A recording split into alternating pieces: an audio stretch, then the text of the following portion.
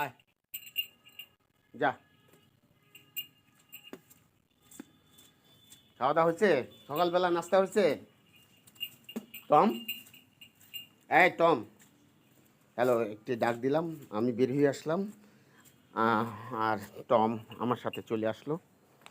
এই যে দেখুন, আমি একটি বার যে পোষা কুকুর টম কে বাড়িতে রেখে যে আমি কোথাও যাব সে উপায় নেই, আমার সাথে সাথে সে আসতে থাকবে।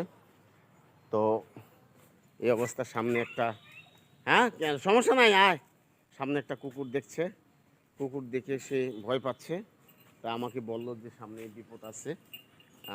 তারপর আমি ডাকলাম, আসলো, আসো আসো আসো, সমস্যা নাই। তুমি আমার কোলে উঠছো কেন?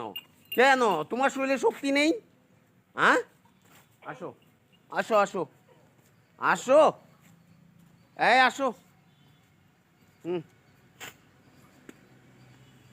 আসো টম, আসো, এখনই আসবো, ফিরে আসবো।